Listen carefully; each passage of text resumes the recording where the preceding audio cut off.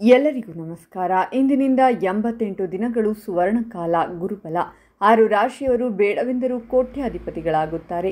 ಅದೃಷ್ಟ ಚಿನ್ನದಂತೆ ಹೊಳೆಯುತ್ತದೆ. ಹಾಗಾದರೆ ಅಂತಹ ಅದೃಷ್ಟವಂತ ರಾಶಿಗಳು ಯಾವುವು ಅಂತ ನೋಡೋಣ ಬನ್ನಿ.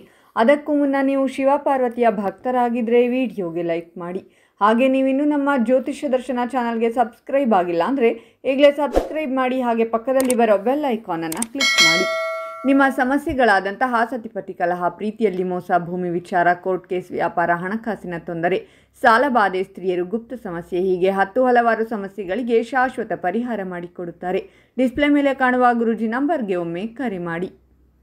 ಕಚೇರಿಯಲ್ಲಿ ನಿಮ್ಮ ಕೆಲಸಗಳನ್ನು ಮೆಚ್ಚಿಕೊಳ್ಳಲಾಗುತ್ತದೆ. ಸಹೋದ್ಯೋಗಿಗಳು ಅಚ್ಚರಿಯಿಂದಲೂ, ಮೇಲಧಿಕಾರಿಗಳು ಮೆಚ್ಚುಗೆಯಿಂದಲೂ ನೋಡಲಿದ್ದಾರೆ. ವೃತ್ತಿಯಲ್ಲಿ ಬಡ್ತಿ ಸಿಕ್ಕಿದರೂ ಅಚ್ಚರಿಯಿಲ್ಲ. ಹಣದ ವಿಚಾರವಾಗಿ ನಡೆಯುತ್ತಿದ್ದ ವಿವಾದಗಳಿಂದ ಪರಿಹಾರ ಒದಗಿ ಬರಲಿದೆ. ದೊಡ್ಡದೊಂದು ನೆಮ್ಮದಿಗೆ ಪ್ರಾಪ್ತವಾಗಲಿದ್ದೀರಾ. ಮನೆಯಲ್ಲಿ ಶುಭ ಕಾರ್ಯ ಜರುಗುವ ಸಾಧ್ಯತೆಗಳಿವೆ. ಉದ್ಯೋಗ ಮತ್ತು ವ್ಯಾಪಾರದಲ್ಲಿರುವ ಈ ರಾಶಿಯ ಜನರು ಲಾಭವನ್ನು ಗಳಿಸಲಿದ್ದಾರೆ. ಮುಟ್ಟಿದ್ದು ಚಿನ್ನವಾಗಲಿದೆ. ಹೊಸ ಅವಕಾಶಗಳು ದೊರೆಯಲಿವೆ. ಆರ್ಥಿಕ ಅಂಶ ಬಲವಾಗಿರುವುದರಿಂದ ಜೇಬು ತುಂಬಲಿದೆ. ವಿದ್ಯಾರ್ಥಿಗಳಿಗೆ ಇದು ಶುಭ ಸಂದರ್ಭ.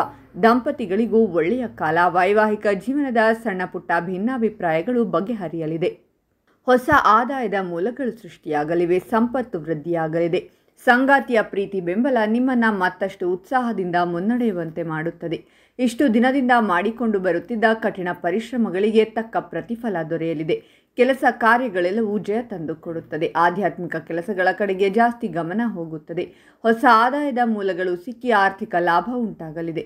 ಭೌತಿಕ ಸೌಕರ್ಯಗಳು ನೆಮ್ಮದಿ ಹೆಚ್ಚಿಸಲಿವೆ. ಖರ್ಚು ವೆಚ್ಚಗಳತ್ತ ನಿಗಾ ಇರಲಿ. ಸ್ವಲ್ಪ ಎಚ್ಚರ ವಹಿಸಿದರೆ ಉಳಿತಾಯವಾಗುತ್ತದೆ. ಸಂಪತ್ತು ವೃದ್ಧಿಯೂ ಆಗಬಹುದಾಗಿದೆ. ಸಮೃದ್ಧಿ ಸಿಕ್ಕಷ್ಟು ಶಾಂತಿಯೂ ಹೆಚ್ಚುತ್ತದೆ.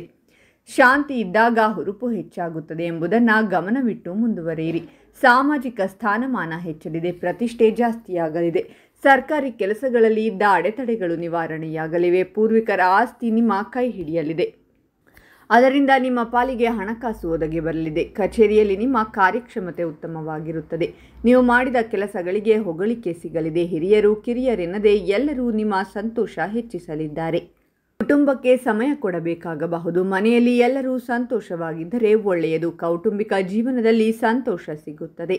ಹಾಗಾದರೆ ಇಷ್ಟೆಲ್ಲ ಅದೃಷ್ಟ ಫಲಗಳನ್ನು ಪಡೆಯುತ್ತಿರುವ ರಾಶಿಗಳು ಯಾವುವೆಂದರೆ ಮೇಷರಾಶಿ, ವೃಷಭ ರಾಶಿ, ಕಟಕ ರಾಶಿ, ಮಿಥುನ ರಾಶಿ, ಕನ್ಯಾ ರಾಶಿ ಮತ್ತು ವೃಶ್ಚಿಕ ರಾಶಿ. ಇವುಗಳಲ್ಲಿ ನಿಮ್ಮ ರಾಶಿ ಇದ್ದರೂ ಇಲ್ಲದಿದ್ದರೂ ಓಂ ಶಿವ ಪಾರ್ವತಿಯೇ ನಮಃ ಅಂತ ಕಾಮೆಂಟ್ ಮಾಡಿ. ಈ ವಿಡಿಯೋವನ್ನು ಲೈಕ್ ಮಾಡಿ ಮತ್ತು ಎಲ್ಲರಿಗೂ ಶೇರ್ ಮಾಡಿ.